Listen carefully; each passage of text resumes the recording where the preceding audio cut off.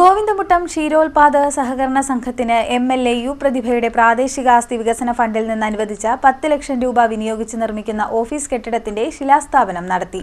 ജില്ലാ പഞ്ചായത്ത് ക്ഷേമകാര്യ standing committee chairperson D. Ambujakshi ശിലാസ്ഥാപനം നിർവഹിച്ചു. ഗോവിന്ദമുട്ടം ക്ഷീരോത്പാദക സഹകരണ സംഘം ക്ലിപ്റ്റൺ നമ്പർ A24 അപ്കോസ് എന്ന സ്ഥാപനത്തിന് കായംകുളം MLA അഡ്വക്കേറ്റ് U. പ്രതിഭയുടെ പ്രാദേശിക ആസ്തി വികസന ഫണ്ടിൽ നിന്ന് അനുവദിച്ച 10 ലക്ഷം രൂപ വിനിയോഗിച്ച് നിർമ്മിക്കുന്ന ആധുനിക സൗകര്യങ്ങളോടുകൂടിയ ഓഫീസ് കെട്ടിടത്തിന്റെ ശിലാസ്ഥാപനം ആലപ്പുഴ ജില്ലാ പഞ്ചായത്ത് ക്ഷേമകാര്യ സ്റ്റാൻഡിംഗ് കമ്മിറ്റി ചെയർപേഴ്സൺ അംബുജാക്ഷി നിർവഹിച്ചു.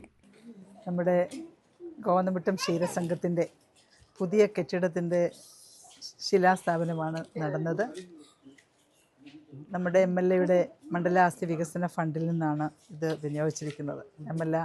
MLA നമ്മുടെ കായംകുളം മണ്ഡലത്തിൻ്റെ സമഗ്ര വികസനമാണ്. കോടിക്കണക്കിന് രൂപയാണ് നമുക്ക് നല്ല നല്ല സ്ഥാപനങ്ങളെല്ലാം ഉയർന്നിവിടെ വന്നിട്ടുണ്ട്. നല്ല ഒരു പ്രവർത്തനം കാഴ്ചവെച്ചുകൊണ്ട് പോകുന്ന MLA നമ്മൾ ആരെന്ത് ആവശ്യപ്പെട്ടാലും ഒന്നും നോക്കാതെ എല്ലാ കാര്യങ്ങൾക്കും കൃത്യമായി ഇടപെട്ടുകൊണ്ടാണ് പോകുന്നത്. ഇപ്പം ശാരീരിക അസ്വാസ്ഥ്യം കാരണമാണ്, പനി കാരണമാണ് ഈ കർമ്മത്തിന് പങ്കെടുക്കാൻ കഴിയാഞ്ഞത്.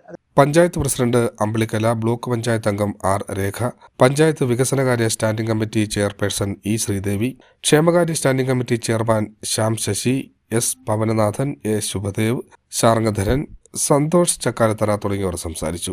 സംഘം പ്രസിഡന്റ് ബാബു മുനമ്പേൽ സ്വാഗതവും സെക്രട്ടറി സജിത സുരേഷ് കൃതജ്ഞതയും പറഞ്ഞു. CDNet news, Devikulangara.